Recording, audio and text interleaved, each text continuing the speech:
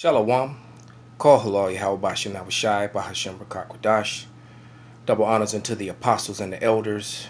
Salutations to all my fellow laborers doing this work in truth and sincerity, risking their lives and their freedom to do so, now more so than ever. To the scattered elect that are scattered among the heathen nations that be like unto the speckled bird, the Israelite foreigners, and to the Aquath that are listening and learning to you, I say Shalom.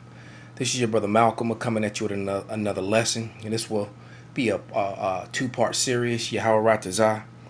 And I watched the epic epistle that was put up by the beloved apostle Ramlab, and he went in on the history of Alexander. The video was called Biblical History Chronicles, GMS Biblical History Chronicles, Alexander the Great, and it was on GMS Info Doc Channel 12.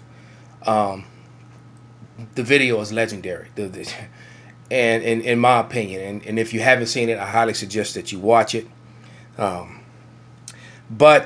it was just some of the things that he said in the scriptures and the history that brought out that inspired me to my feeble attempt to lamb back off what the apostle did. But these are images of that are found in Greece, all right, of the overthrow that happened, or before the overthrow of Alexander, all right. And a lot of these images, they say that these are Africans that were in Greece and Ethiopians that were in Greece, and but yet there's no history, no evidence, no movies of how the Ethiopians and Africans got so much influence in Greece. Why is it there are so many images, And this is a very important, because I'm going to do a lesson based upon what the apostle did, based on this. This is one vase. This is one side of it, and that's the other side of it, and that's Hercules fighting Egyptians. And if you can, it's kind of hard to zoom in on him, but you can see he's a large, muscle-bound black figure, and he's killing these priests, and these soldiers are actually running to the aid of the priest. And they calling them Ethiopians, so why would Ethiopians be dealing with priests in Greece? See, where's the history on that? They see that it's just all based, it's just something that they throw on paper to lie.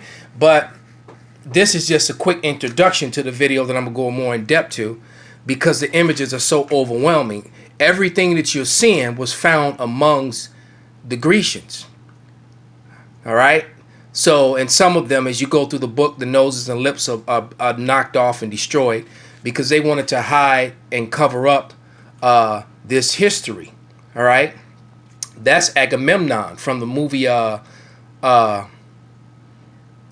was that movie? Troy. The character that Achilles fought for. That's supposed to be Agamemnon. You could clearly see that these people are so-called NEGROES. All right. And I have another book by Snowden that describes Agamemnon as being, as dark as onyx. He was really, really dark. But yet, Edomites always put their faces up. This is the transition period. See, this is when the Greeks went from being dark people to so-called white people. That's when Alexander took over. But these are the images of Israelites in the Grecian Empire, which can be found in the Apocrypha. Okay, that's on in 2nd Ezra 7.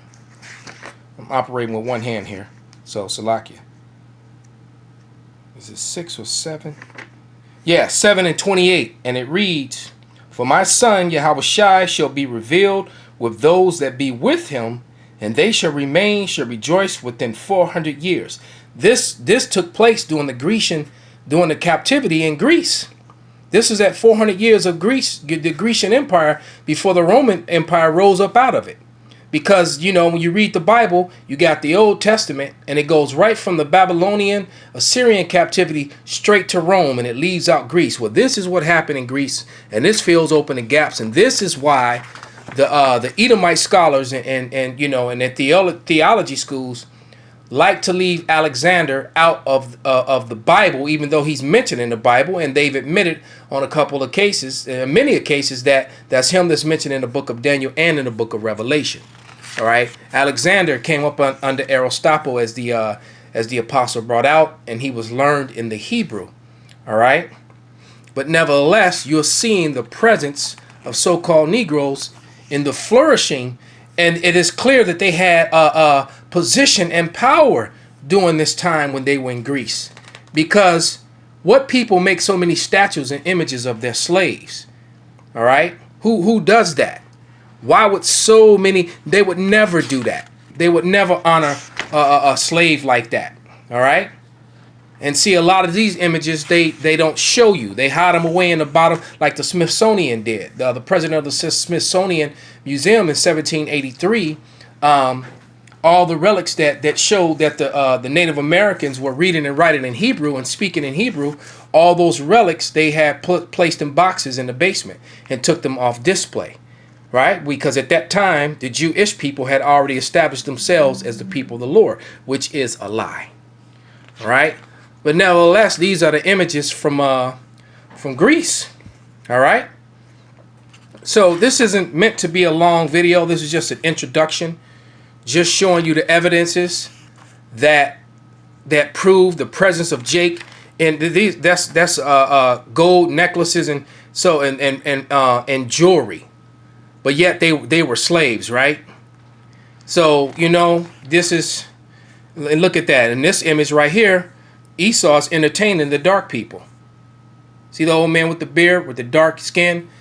This guy with the dark skin, and Esau being a clown. All right? This is the sort of thing that they don't like to bring out or show you. All right? Like I said, the presence of Jacob being in positions of authority in the Grecian Empire. Okay? I mean, you can't, vases, water sterns, come on, man. Right? This is what scripture did I want? Oh yeah. Real quick, just to end this, is Psalms 85 and 11. And it reads, truth shall spring out of the earth, and righteousness shall look down from heaven. So that all these relics that were dug up bear witness to what they tried to bury, what they tried to hide. All right. They tried to hide the presence of all these Negroes. All right. That were in Greece. That were doing the Grecian Empire, all this jewelry and this art. All right. This is some sort of pottery.